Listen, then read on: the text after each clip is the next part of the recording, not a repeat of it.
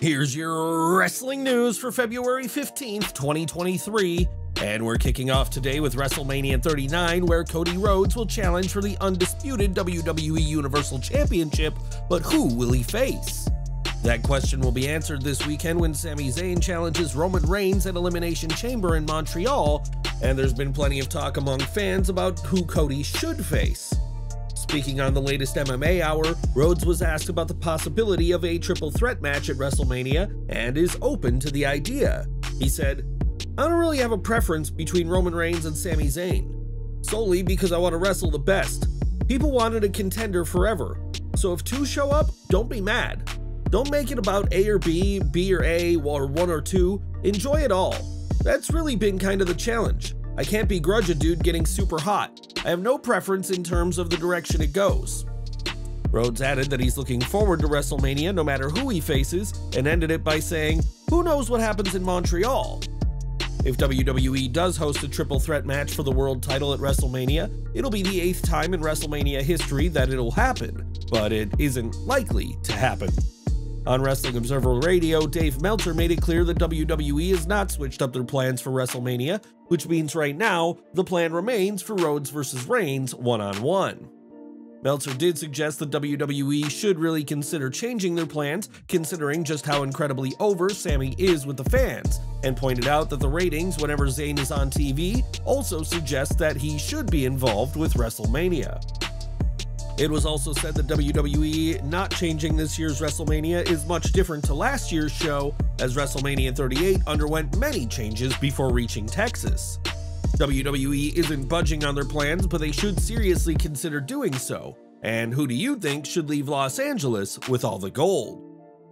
WWE may not want to budge when it comes to Sami Zayn, but if they do, it wouldn't be the first time that they would have changed plans due to fan response. In 2019, the undeniable popularity of Kofi Kingston led to Kofi Mania and the Ghanaian wrestler capturing the WWE Championship, though his reign ended in seconds later that year at the hands of Brock Lesnar.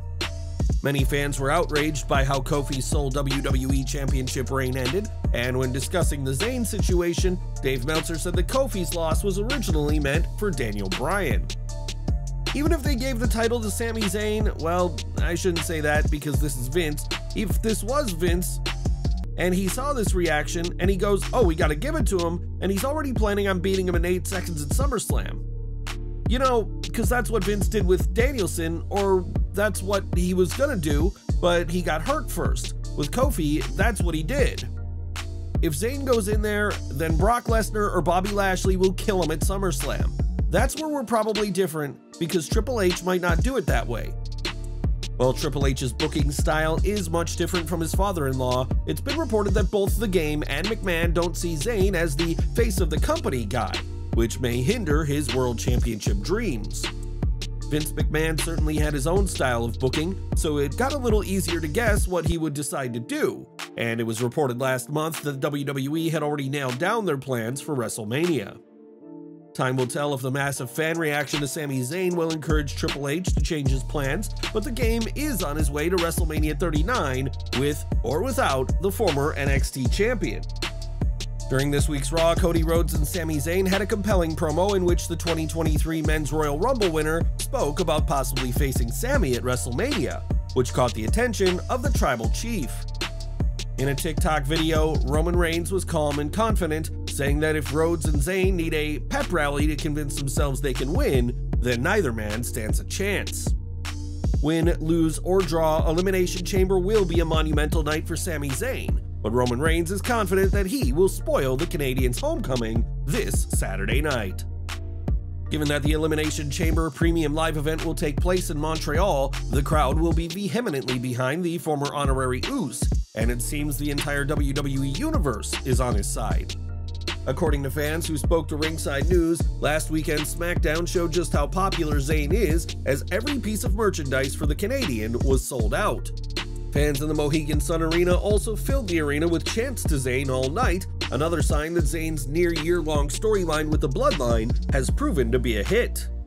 Initially, WWE just planned on Zayn's Bloodline angle being a few weeks of comedy spots, but it's instead become some of the most gripping content WWE has ever produced, but whether that means a title change this weekend, only time will tell. Now, this week's Raw was a packed go-home show for Elimination Chamber, but also took place on the day before Valentine's Day. The annual celebration was practically ignored during this week's Raw, but there had been plans for WWE to feel the love on Monday night. Sean Ross Sapp of Fightful Select reports that WWE had plans for a Valentine's Day segment and brought in a ton of props to make the segment happen.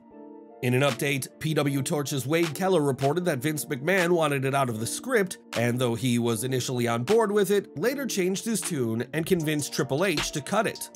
While the game is head of creative, his father-in-law can always offer some advice. But what do you make to this? Let us know your thoughts in the comments. During this week's Raw, Baron Corbin attempted to bounce back from being ditched by JBL, but the Lone Wolf's efforts were in vain. Instead, the modern-day wrestling god fell to Cody Rhodes, who got the win in mere minutes, but according to Corbin, this match never happened.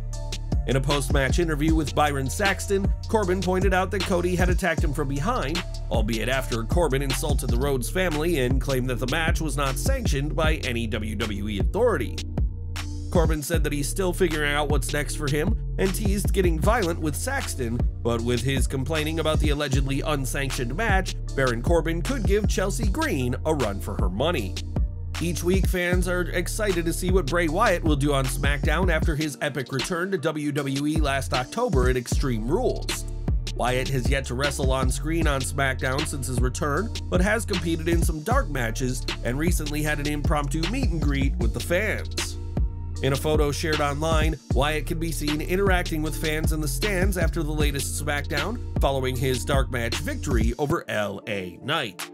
After defeating Knight in the pitch black match at the Royal Rumble, it remains to be seen where Bray's storyline with Uncle Howdy goes from here, but fans at last Friday's SmackDown had an extra special time, courtesy of the former Universal Champion. This May, Alexa Bliss will mark a decade of being under a WWE contract, and her original character in WWE was much different to the goddess fans know today. In an old NXT promo, Bliss played a spoiled country girl alongside Scott Dawson, who was a good old redneck, and in the promo in question, teased some romance between the two. These days, Dawson is Dax Harwood, and on his FTR podcast this week, the AEW star recalled their brief partnership and the trouble he got into with Vince McMahon for the smallest infraction. I remember we were supposed to come in, and we were supposed to be very animated and happy that I won. So I come in, I pretended that I was playing the trumpet or something, and I was in a marching band, and I marched by Alexa Bliss, and my shoulder barely brushed her shoulder, barely brushed it. I begged people to go back and watch it. As soon as it was over, we got called into the gorilla position, and Vince chewed me out and he said, "Man, don't touch women." Ultimately, the gimmick did not last long, as Bliss and Dawson went their separate ways and never had the romantic angle that was teased. We'll admit that there is some irony to McMahon, of all people, chewing Dawson out over brushing Bliss's shoulder, and perhaps if someone had told Vince, "Man, don't touch women," he wouldn't have had to pay millions in NDAs and retire last year. WrestleMania news now, as this year we'll see the biggest two nights of WWE's calendar return to Los Angeles for the first Mania in Hollywood since WrestleMania 21 in 2005. That year, WWE put out several commercials for the show, inserting wrestlers into parody movie trailers, and that's what's going to be happening this year as well. WrestleVotes were the first to break the news of these parody trailers, and in an update, we now know which stars will be used and for what parts of entertainment. In a tweet, it was said that The Miz and Maurice will be parodying Top Gun, while the Judgment Day will do a spin on the hit Netflix series Stranger Things. The Brawling Brutes and Drew McIntyre will be parodying the 40-year-old virgin, and though they're a real-life couple, Becky Lynch and Seth Rollins will be playing the roles of mortal enemies as Batman and the Joker. The Bloodline's dominance has often been compared to a mafia, so it makes sense that the group will do their take on Goodfellas. And which of these parodies are you most excited to see on the journey to WrestleMania going Hollywood? Over to AEW, and it's pretty safe to say that CM Punk is no fan of the reigning AEW Trios champions, The Elite. Punk hasn't been seen since All Out due to his role in the backstage fight, but is a return to AEW even possible at this point? On the latest Wrestling Observer Radio, Dave Meltzer addressed the ongoing controversy and said that ultimately it'll be Tony Khan's call. He added, "Tony's gonna do what Tony's gonna do, and I don't know what that's going to be. There's a lot of damage there to the brand. It wasn't just like he yelled at the Young Bucks, it was the brand. I mean, he basically said that AEW is second rate. There's a lot of mending of fences that needs to be done, and there's been no mending of fences at all. Punk could be back in 2 months, and then there's a decision of how that goes. That's going to be a big story of how that goes down or how it doesn't go down. On the one hand, AEW's locker room is said to be mostly anti-Punk, with names reportedly telling Khan that they will not work with him if he's brought back.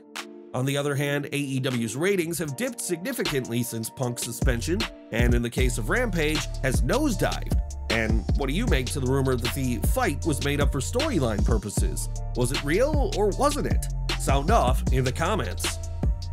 We've got some sad news to report now, as famed wrestling promoter Jarrett has died at the age of 80. Dutch Mantel was the first to break the news of Jarrett's passing, and it's been reported that Jerry died surrounded by his loving family. Alongside long-term business partner Jerry Lawler, Jarrett was a key part of Mid-South Wrestling, and would found his own promotion, the Continental Wrestling Association, in 1977. 25 years later, Jarrett would found another promotion, NWA TNA, alongside his son Jeff, and as we know, that promotion exists to this day as Impact Wrestling. While Jarrett did not have a huge role in WWE, he did serve as a consultant, and it was rumored that if Vince McMahon went to jail due to the steroid scandal, that Jerry would take his place as head of the company. Outside of wrestling, Jerry operated a construction company and was well liked by those who knew him, and we'd like to offer our condolences to Jeff, Jerry's wife Deborah, and the entire Jarrett family at this time. More from Raw, as this week's edition of Miz TV did not go well for the A-lister, who received a stomp from Seth Rollins and his Astro Boy-inspired gigantic boots. Rollins has put away countless opponents with his stomp, and has won World Championship gold with the move as well, and Miz made sure to sell the attack. In an unaired segment, Miz was shown selling the stomp he received from Seth Rollins' massive boots, all while the production crew was setting up the ring. While Seth Rollins would also get attacked by Austin Theory, The Miz's selling certainly got the attention of the fans in attendance, as he kept committed to the bit even while the cameras weren't rolling. For 3 eras of WWE, the New Generation era, the Attitude era, and the Ruthless Aggression era, Nelson Frazier was a mainstay on WWE TV. Initially working as Mabel, the Giant performer later became Viscera and Big Daddy V, as WWE paid tribute to the late star this week.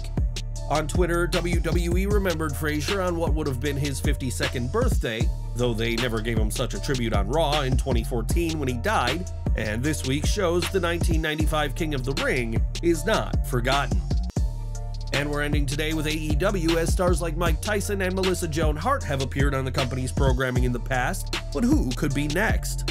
Well, according to Nyla Rose, the next major name to be All Elite will be Pedro Pascal, as on Twitter, she said that given Pascal's popularity in multiple franchises right now, it's only a matter of time before he's on Dynamite. Pascal has been a hit in recent years, appearing in productions including Game of Thrones, Narcos, and Wonder Woman 1984, and has had starring roles in The Mandalorian and The Last of Us, and we'll have to see if we ever see Pedro Pascal in AEW.